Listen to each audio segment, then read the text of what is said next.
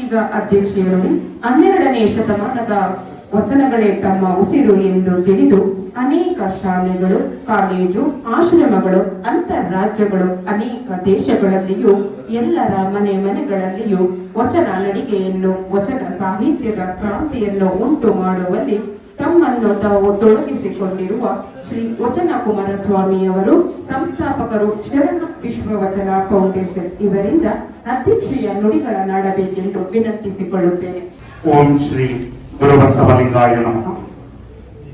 ಬಸವನ ಬೆಳಕೆ ಎಲ್ಲಾಡಿ ಬಂದೆ, ಭಾರತವೆಲ್ಲ ಸುತ್ತಾಡಿ ಬಂದೆ. ಬೆವರಿನ ಹನಿಯಲ್ಲಿ ಬೊಮ್ಮವ ತೋರಿಸಿ, ಕಾಯಕದಲ್ಲಿ ಕೈಲಾಸ ತೋರಿಸಿ, ವೃತ್ತಿಯ ಮುಖಕ್ಕೆ ಹೊಸ ಕಳೆ ಬರೆಸಿ, ಹೊಸಬಿನ ಕಿಳ್ಳೆಯ ಕಲಂಕ ಬಿಡಿಸಿ, ದುಡಿಮೆಯ ದೇವರ ದೇಗುಲದಲ್ಲಿ ನರ್ತಿಸಿ ಬಂದೆ, ಕೀರ್ತಿಸಿ ಬಂದೆ. ಬಸವನ ಬೆಳಕೆ ಎಲ್ಲಿಗೆ ಮುಂದೆ, ವಿಶ್ವವೆಲ್ಲವೂ ನನ್ನದೇ ಎಂದು ಕರ್ನಾಟಕದ ಸಾಂಸ್ಕೃತಿಕ ನಾಯಕ ವಿಶ್ವಗುರು ಬಸವಣ್ಣನವರನ್ನ ಸ್ಮರಿಸಿರುವಂತಹ ನಾಡಿನ ಹೆಸರಾಂತ ಕವಿಗಳಾದಂತಹ ಸಿದ್ದಯ್ಯ ಪುರಾಣಿಕರವರ ಈ ಒಂದು ಕವಿತೆಯನ್ನ ಸ್ಮರಿಸಿ, ಈ ದಿನ ಶರಣ ವಿಶ್ವವಚನ ಫೌಂಡೇಶನ್ ವತಿಯಿಂದ SK ಪಬ್ಲಿಕ್ ಶಾಲೆ, ಬೊಮ್ಮಸಂದ್ರ, ಆನೇಕಲ್ ತಾಲೂಕು, ಬೆಂಗಳೂರು ಇಲ್ಲಿ ಶ್ರೀಮತಿ SN ಶಾರದಾ ಮತ್ತು ಶ್ರೀ NT ಸಿದ್ದರಾಮಣ್ಣನವರ NGF ನಿವೃತ್ತ ಮ್ಯಾನೇಜರ್ ಇವರ ದತ್ತಿ ಅಂಗವಾಗಿ ಶೈಕ್ಷಣಿಕ ಪ್ರತಿಭಾ ಪುರಸ್ಕಾರ ಸಮಾರಂಭ ಹಾಗೂ 128ನೇ ಶಾಲೆಗಳೆಡೆಗೆ ವಚನಗಳ ನಡಿಗೆ ಕಾರ್ಯಕ್ರಮವನ್ನ ತುಂಬಾ ಸುಂದರವಾಗಿ ಆಯೋಜನೆ ಮಾಡಿ ಸುಮಾರು 2 ಗಂಟೆಗಳ ಕಾಲ ನಾವೆಲ್ಲ ಇಲ್ಲಿ ಇದ್ದೇವೆ. ಮತ್ತೆ ಈ ಕಾರ್ಯಕ್ರಮದಲ್ಲಿ ಇರುವಂತಹ ಕಾರ್ಯಕ್ರಮವನ್ನು ಉದ್ಘಾಟಿಸಿದಂತಹ ಶ್ರೀಮತಿ ಇಂದುಮತಿ S ಪಿಂಗಂರವರಿಗೆ, ಬಸವೇಶ್ವರರ ಭಾವಚಿತ್ರಕ್ಕೆ ಪುಷ್ಪಾರ್ಚನೆ ಮಾಡಿದಂತಹ ಡಾಕ್ಟರ್ CP ಶಶಿಧರ್ ಅವರಿಗೆ, ಪ್ರಾಸ್ತಾವಿಕ ನುಡಿಗಳನ್ನಾಡಿದಂತಹ ಶ್ರೀಮತಿ ರೂಪಕುಮಾರ್ ಸ್ವಾಮಿ ಅವರಿಗೆ, ಮತ್ತು ಈ ಕಾರ್ಯಕ್ರಮದಲ್ಲಿ ನಮ್ಮ ಜೊತೆ ಇರುವಂತಹ ಶಶಿಧರ್ ಸರ್ ಅವರ ಸಹೋದರರಾದಂತಹ ಶ್ರೀ ಸತೀಶ್ ರವರಿಗೆ, ಮತ್ತು ಶ್ರೀಮತಿ ಅಪರ್ಣಾ ಮತ್ತು ಶ್ರೀ ಬಸವರಾಜರವರಿಗೆ, ಮತ್ತು ನನ್ನ ಜೊತೆ ಬಂದಿರುವಂತಹ ಶ್ರೀ ಲಿಂಗಣ್ಣ ಸರ್ ಮತ್ತು ಶಿವಪುರ ಉಮಾಪತಿರವರಿಗೆ, ಈ ಕಾರ್ಯಕ್ರಮವನ್ನು ಕಣ್ತುಂಬಿಕೊಳ್ಳುತ್ತಿರುವಂತಹ ಎಲ್ಲ ಶಿಕ್ಷಕ ವರ್ಗದವರಿಗೆ, ನೆಚ್ಚಿನ ವಿದ್ಯಾರ್ಥಿಗಳಿಗೆ ಶರಣಾರ್ಥಿಗಳು.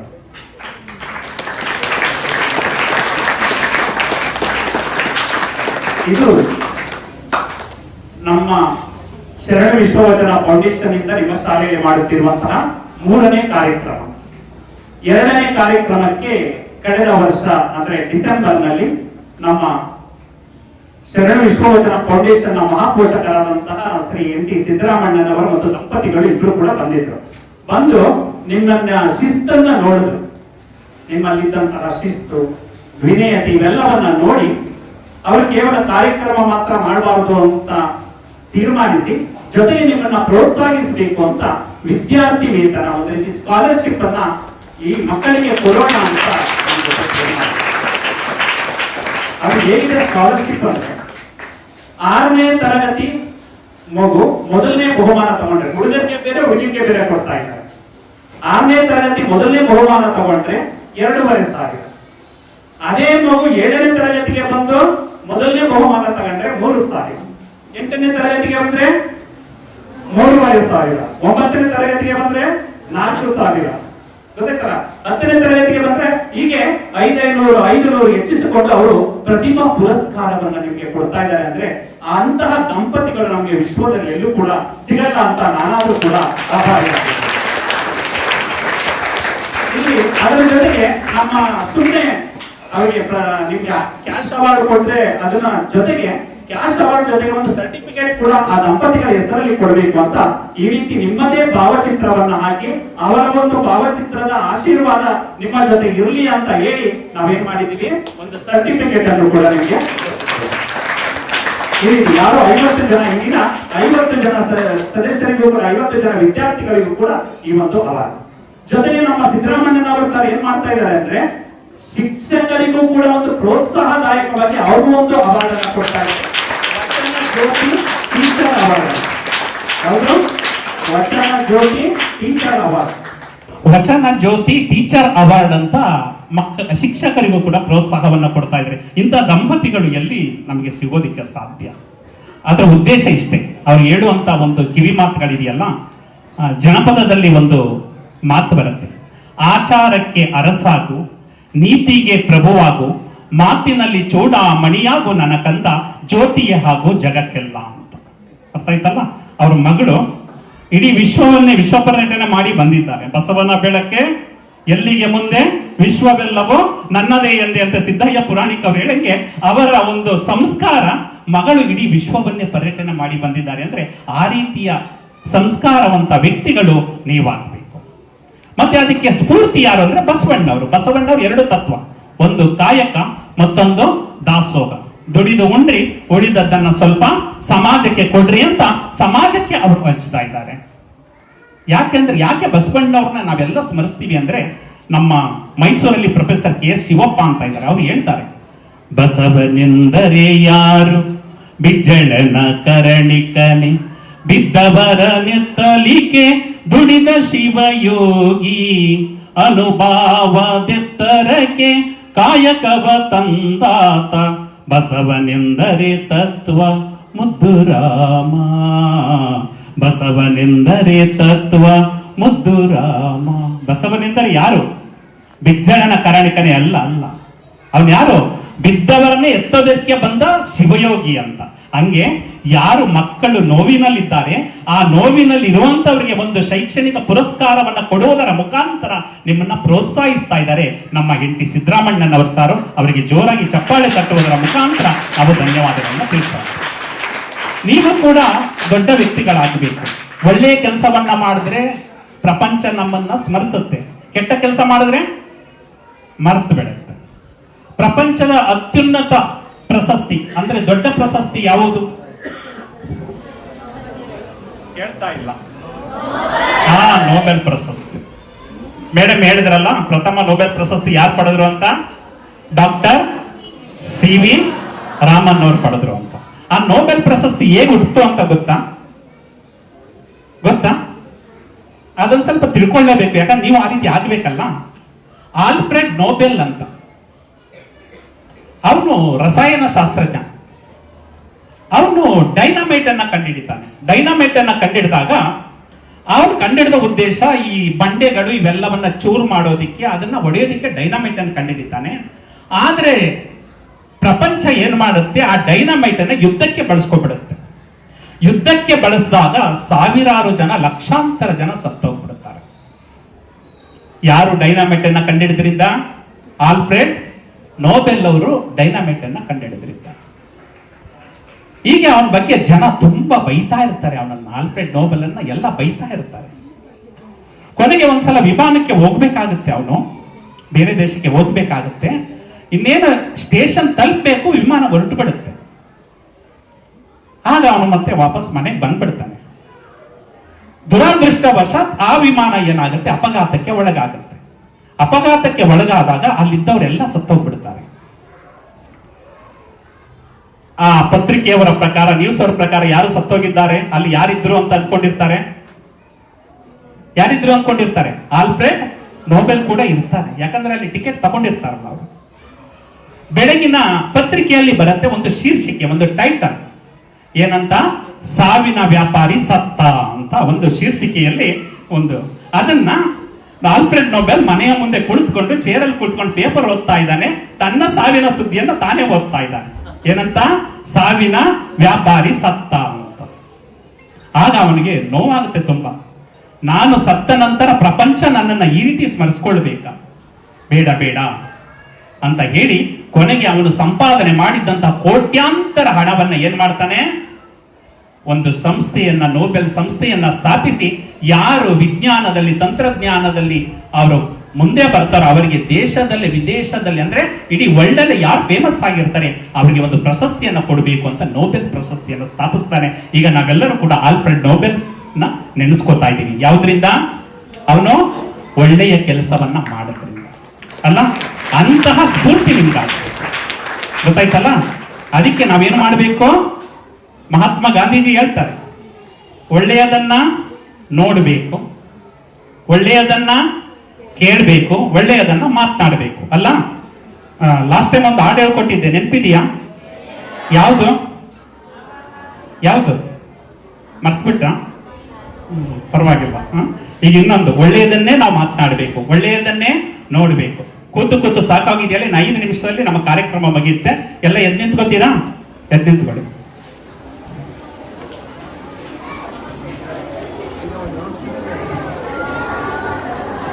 ಎಸ್, ಹೇಳ್ತೀರಾ?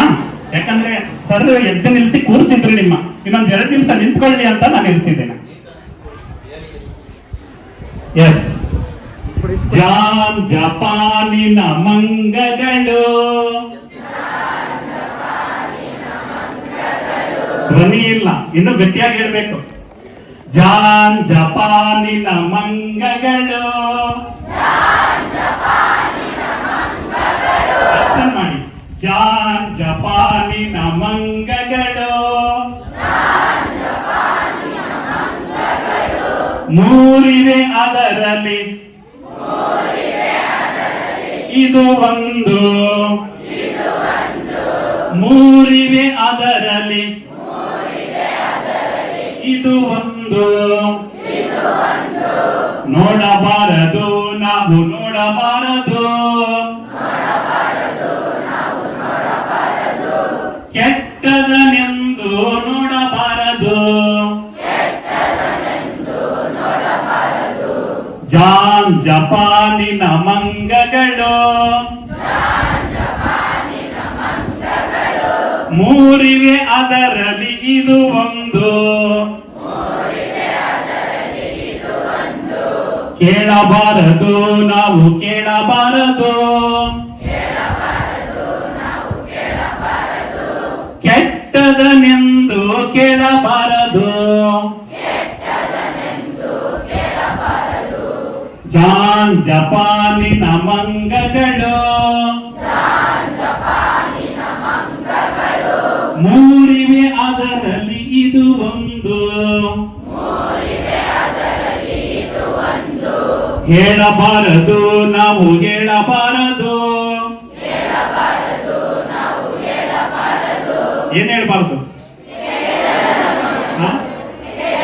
ಸುಳ್ಳನು ಎಂದು ಹೇಳಬಾರದು, ಹೇಳಬಾರದು ನಾವು ಹೇಳಬಾರದು. ಸುಳ್ಳನು ಎಂದು ಹೇಳಬಾರದು,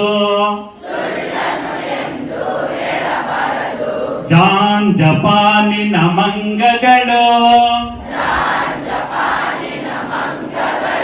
ಮೂರಿವೆ ಅದರಲ್ಲಿ ಇದು ಒಂದು.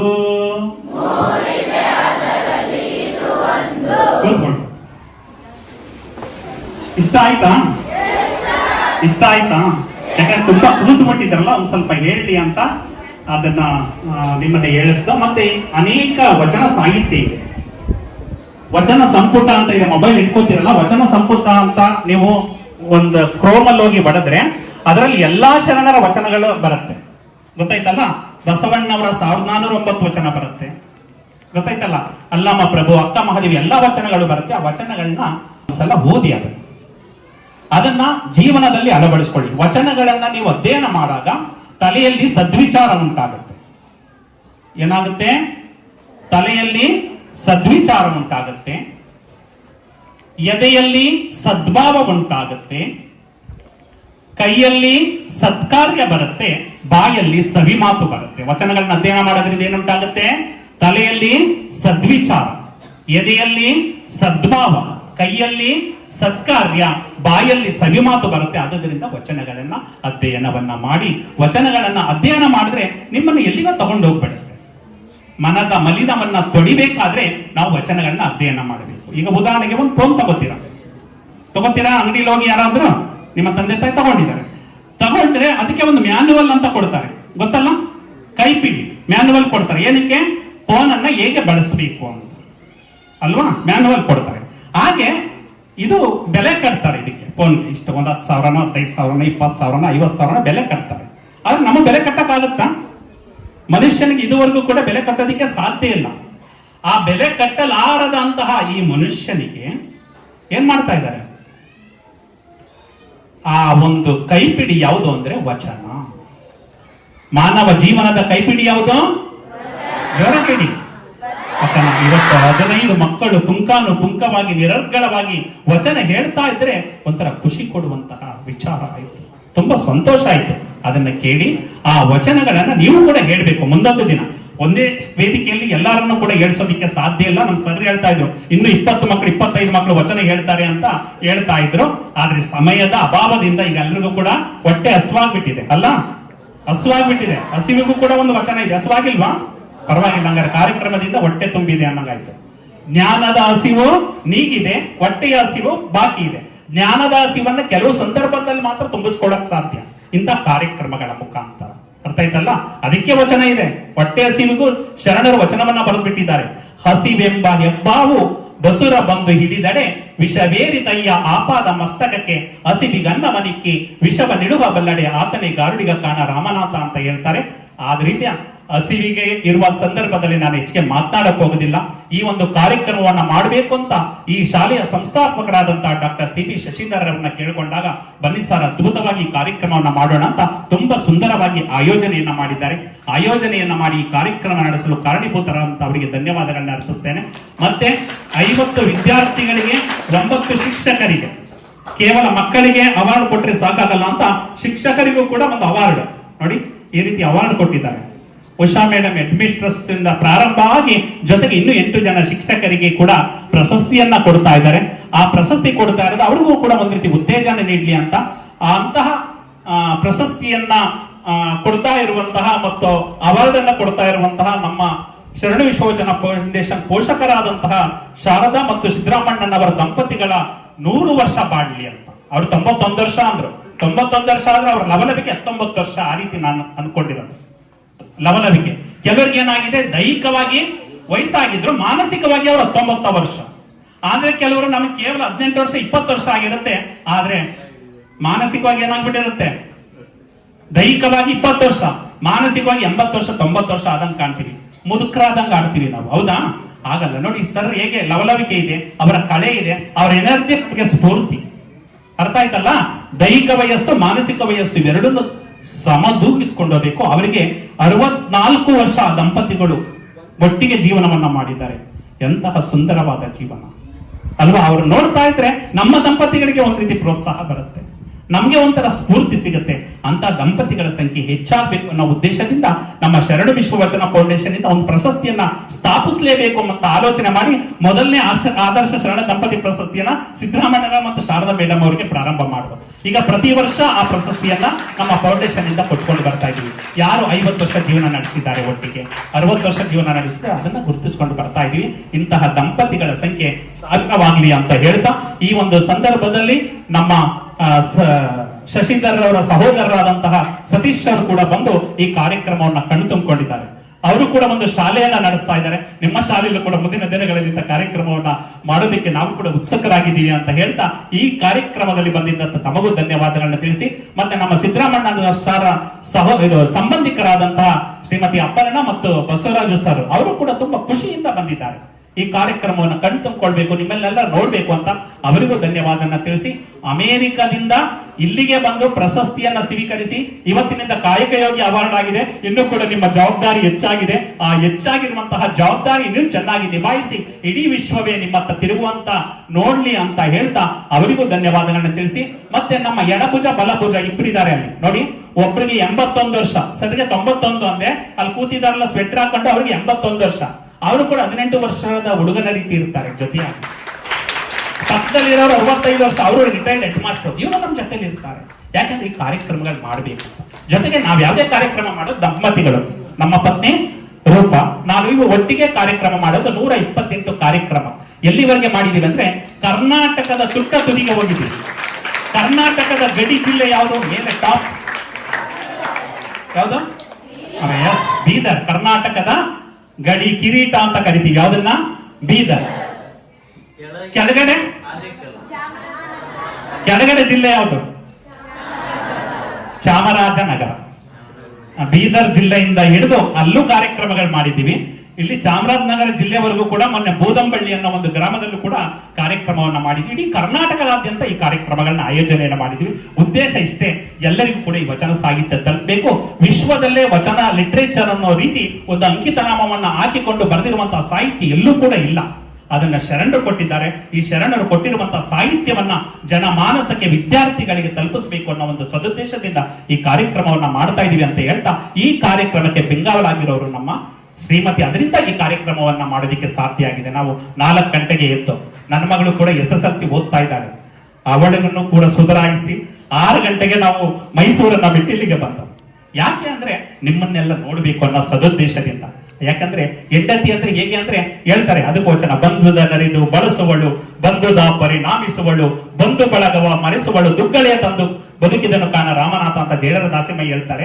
ಹಂಗೆ ಆ ರೀತಿ ಇದ್ದಾಗ ಮನೆ ಕೂಡ ಏನಾಗುತ್ತೆ, ಒಂದು ರೀತಿಯ ಗೋಕುಲ ರೀತಿ ಇರುತ್ತೆ, ಒಂದು ಚಂದನವನದ ರೀತಿ ಇರುತ್ತೆ. ಅಂತಹ ಮನೆಯ ಒಡತಿ ಚೆನ್ನಾಗಿದ್ದಾಗ ಎಲ್ಲವೂ ಸುಸೂತ್ರವಾಗಿ ಆಗುತ್ತೆ ಅಂತ ಹೇಳ್ತಾ, ಈ ಕಾರ್ಯಕ್ರಮದಲ್ಲಿ ಪ್ರಶಸ್ತಿಯನ್ನ ಮತ್ತು ಸ್ಕಾಲರ್ಶಿಪ್ ಅನ್ನ ಪಡೆಯುತ್ತಿರುವಂತಹ 50 ವಿದ್ಯಾರ್ಥಿಗಳಿಗೆ ಮತ್ತು ಶಿಕ್ಷಕರಿಗೆ ಅಭಿನಂದನೆಗಳನ್ನ ತಿಳಿಸಿ, ನೀವು ಕೂಡ ಮುಂದಿನ ವರ್ಷ ನಿಮ್ಮನ್ನು ಕಾಣಬೇಕಲ್ಲ ನಾವು ಈ ಪ್ರಶಸ್ತಿಗೆ, ನೀವು ಕೂಡ ಇವತ್ತಿನಿಂದನೇ ಪ್ರಾರಂಭ ಮಾಡಿ. ಸರ್ ಹೇಳಿದ್ರು, ಛಲ ಬೇಕೋ ಶರಣಂಗೆ ಅಂತ ಹೇಳ್ತಾರಮ್ಮ. ಛಲ ಬೇಕು ಶರಣಂಗೆ ಪರದನ ಒಲ್ಲೆನೆಂಬ ಅಂತ ಹೇಳ್ತಾರೆ. ನಿಮ್ಗೆ ಛಲ ಬೇಕು, ಏನಂತ, ಮೊದಲನೇ ಸ್ಥಾನವನ್ನ ಪಡಿತೀನಿ. 6ನೇ ತರಗತಿ ಇರೋರು ಫಸ್ಟ್ ಪ್ಲೇಸ್ ತಗೊಳ್ಬೇಕು, ಗೊತ್ತಾಯ್ತಲ್ಲ? ಯಾವ್ದ್ರಲ್ಲಿ? ನೀವು ಓದೋದ್ರಲ್ಲಿ ಪ್ರಥಮ ಸ್ಥಾನವನ್ನ ಪಡಿಬೇಕು ಅನ್ನೋ ಒಂದು ಛಲವನ್ನ ಇಟ್ಕೊಂಡ್ರೆ ನಿಮ್ಮ ಗುರಿಯನ್ನ ತಲುಪೋದು ಅಂತ ಹೇಳ್ತಾ, ತುಂಬಾ ಅದ್ಭುತವಾದ ಕಾರ್ಯಕ್ರಮವನ್ನ ಆಯೋಜನೆ ಮಾಡಿರುವಂತಹ ನಮ್ಮ ಶಶಿಧರ ಸರ್ ಅವರಿಗೆ ಮತ್ತು ಅತ್ಯುತ್ತಮವಾಗಿ ಈ ಕಾರ್ಯಕ್ರಮವನ್ನು ಸುಮಾರು 20 ದಿನಗಳಿಂದ ನಮ್ಮ ಸಂಭಾಷಣೆಯನ್ನ ತಡ್ಕೊಂಡು ಪ್ರತಿಯೊಂದಕ್ಕೂ ಕೂಡ ಒಂದು ಸಾವಧಾನವಾಗಿ ಉತ್ತರವನ್ನ ನೀಡುತ್ತಿರುವಂತಹ ಆಡಳಿತಾಧಿಕಾರಿಗಳಾದಂತಹ ಉಷಾ ಮೇಡಮ್ ಅವರಿಗೆ ಕೂಡ ಧನ್ಯವಾದಗಳನ್ನ ತಿಳಿಸಿ, ಹೊರಡುವೆ ಮುಂದೆ ಬರುವುದು ವಿಶ್ವವು ನನ್ನಯಾಗಿದ್ದೆ, ಅವರಿವರೆಂಬನೆ ಎಲ್ಲರೂ ಒಂದೇ, ಎಲ್ಲರಿಗಿರುವನು ಒಬ್ಬನೇ ತಂದೆ, ಬರುವೆನು ಭುವಿಯನ್ನು ಬೆಳಗಿ, ಬಸವನ ಬೆಳಗ್ಗೆ ಎಲ್ಲಾಡಿ ಬಂದೆ, ಭಾರತವೆಲ್ಲ ಸುತ್ತಾಡಿ ಬಂದೆ ಅನ್ನೋ ಒಂದು ವಾಣಿಯೊಂದಿಗೆ ಜೊತೆಗೆ ಒಂದೇ ಒಂದು ನಿಮ್ಮ ಶಾಲೆಯ ಸಂಸ್ಥಾಪಕರು ಯಾರು? ಶಶಿಧರ್ ಸರ್ ಅವರು. ಫೇಸ್ಬುಕ್ ಅಲ್ಲಿ ನಾನು ಯಾವಾಗ್ಲೂ ಕೂಡ ಆಕ್ಟಿವ್ ಆಗಿ ಇರ್ತೀನಿ. ಫೇಸ್ಬುಕ್ ಓಪನ್ ಮಾಡ್ತಂದ್ರೆ ಅವ್ರು ಕಂಡುಬಿಡ್ತಾರೆ ಶಶಿಧರ್ ಸರ್. ಅದಕ್ಕೆ ನಿಮ್ ಬಗ್ಗೆ ಒಂದು ಕವಿತೆ ಬರ್ಕೊಂಡು ಬಂದಿದ್ದೆ ಸರ್, ಮರ್ತು ಬಿಟ್ಟಿದ್ದೆ, ಜೇಬ್ಗೆ ಹಾಕೊಂಡ್ಬಿಟ್ಟಿದ್ದೆ. ಆ ಒಂದು ಕವಿತೆಯನ್ನ ವಾಚನ ಮಾಡ್ಲಾಕ್ ಹೇಳ್ತೀರಾ? ಅದಕ್ಕೆ ಒಂದು ಶೀರ್ಷಿಕೆ ಕೊಟ್ಟಿದ್ದೇನೆ, ಕರುಣೆಯ ಕಡಲು ಡಾಕ್ಟರ್ CB ಶಶಿಧರ್ ಅಂತ. ಕರುಣೆಯ ಕಡಲು ಡಾಕ್ಟರ್ CB ಶಶಿಧರ್. ವಾಚನ ಮಾಡ್ತಾನೆ, ಕೇಳಿಸ್ಕೊಳ್ಳಿ ಏನ್ ಹೇಳಿದೆ ಅಂತ, ಆಮೇಲೆ ಪ್ರಶ್ನೆ ಕೇಳ್ತೀನಿ, ಹೇಳ್ಬೇಕು ನೀವು. ಸ್ನೇಹಮಯ ಹೃದಯದ ಸೌಮ್ಯ ಮೂರ್ತಿ, ಕರುಣೆಯ ಕಡಲಾದ ಮಾನವತೆಯ ಕೀರ್ತಿ, ಮಕ್ಕಳ ನಗುವಿನಲ್ಲೇ ಬದುಕಿನ ಅರ್ಥ ಕಂಡ ಡಾಕ್ಟರ್ CB ಶಶಿಧರ್ ಎಂಬ ಮಹೋನ್ನತ ವ್ಯಕ್ತಿತ್ವ. ಶಾಲೆ ಎಂದರೆ ಕಟ್ಟಡವಲ್ಲ, ಮಕ್ಕಳೇ ನನ್ನ ಕುಟುಂಬವೆಂಬ ಭಾವ. ಪ್ರತಿ ಮಗುವಿನ ಕನಸಿಗೆ ರೆಕ್ಕ ಕಟ್ಟುವ ಪ್ರೀತಿಯ ಪರಮಗುರು ಅವರು. ತಮ್ಮ ಜನ್ಮದಿನಕ್ಕಿಂತಲೂ ಮಕ್ಕಳ ಜನ್ಮದಿನವೇ ಅವರಿಗೆ ಹಬ್ಬ. ಪ್ರತಿ ಮಗುವಿನ ಮುಖದ ನಗುವನ್ನು ಸಂಭ್ರಮದಿಂದ ಜಗತ್ತಿಗೆ ಪರಿಚಯಿಸುವ ಅವರ ಪ್ರೀತಿಗೆ ಪದಗಳೇ ಸಾಲವು. ಪ್ರತಿ ಮಗುವಿನ ಚಿತ್ರದಲ್ಲಿ ಒಬ್ಬ ತಂದೆಯ ಹೆಮ್ಮೆ ಕಾಣುತ್ತದೆ. ಪ್ರತಿ ಶುಭಾಶಯದ ಸಂದೇಶದಲ್ಲಿ ಒಬ್ಬ ಶಿಕ್ಷಕರ ಮಮತೆ ಹರಡುತ್ತದೆ. ಆ ದೃಶ್ಯ ಕಂಡು ಮನವು ಮುದಗೊಳ್ಳುತ್ತದೆ, 2 ಕಣ್ಣುಗಳು ಸಾಲವೆನಿಸುತ್ತದೆ. ಸ್ನೇಹಕ್ಕೆ ಮತ್ತೊಂದು ಹೆಸರು ಶಶಿಧರ್, ಸೇವೆಗೆ ಮತ್ತೊಂದು ಹೆಸರು ಶಶಿಧರ್. ಸಂಸ್ಕಾರ, ಸೌಜನ್ಯ, ಸರಳತೆಯ ಸುಂದರ ಸಂಗಮವೇ ಶಶಿಧರ್. ಶರಣ ವಿಶ್ವವಚನ ಫೌಂಡೇಶನ್ನ ಆತ್ಮೀಯ ಸದಸ್ಯರಾಗಿ ವಚನಗಳ ಮೌಲ್ಯವನ್ನು ಬದುಕಿನಲ್ಲಿ ಅಳವಡಿಸಿಕೊಂಡು ಪ್ರೀತಿ ಮತ್ತು ಮಾನವೀಯತೆಯ ಪಾಠ ಬೋಧಿಸುವ ಅಪರೂಪದ ಶಿಕ್ಷಣ ತಜ್ಞರು ಅವರು.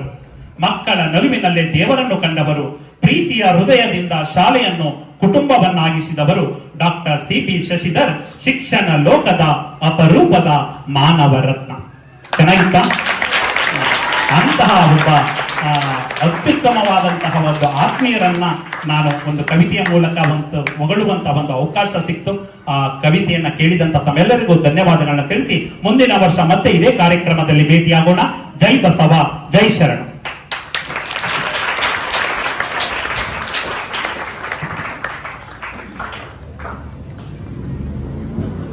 ವಚನಗಳ ನನಗೆ ಗಳಿಗೆಯಲ್ಲಿ ಕ್ರಾಂತಿಯನ್ನು ಉಂಟು ಮಾಡಿ ತಮ್ಮನ್ನು ತೊಡಗಿಸಿಕೊಂಡಿರುವ ಕುಮಾರ್ ಸರ್ಗೆ ಸಾಹಿತ್ಯ ಕ್ಷೇತ್ರದಲ್ಲಿ ಮತ್ತಷ್ಟು ವಿಸ್ತಾರವಾಗಿ ಹರಡಲಿ ಎಂದು ನಾವು ನಮ್ಮ ಸಂಸ್ಥೆಯಿಂದ ಆಶಿಸುತ್ತೇವೆ ಸರ್. ತುಂಬ ಹೃದಯದ ಧನ್ಯವಾದಗಳು ಸರ್, ನಿಮ್ಮ ಅನಿಸಿಕೆಯನ್ನ ಹಂಚಿಕೊಂಡಿದ್ದಕ್ಕಾಗಿ. ಹೊರಡುವೆ ನಾನು ಹೊರಡುವೆ ಮುಂದೆ, ಬರುವುದು ವಿಶ್ವವು ನನ್ನಯ ಹಿಂದೆ. ಅವರಿವರೆಂಬೇನೆ ಎಲ್ಲರೂ ಒಂದೇ, ಎಲ್ಲರಿಗಿರುವನು ಒಬ್ಬನೇ ತಂದೆ. ಬರುವೇನು ಭುವಿಯನ್ನು ಬೆಳಗಿ, ಬರುವೇನು ಬಂದೇ ಬರುವೇನು.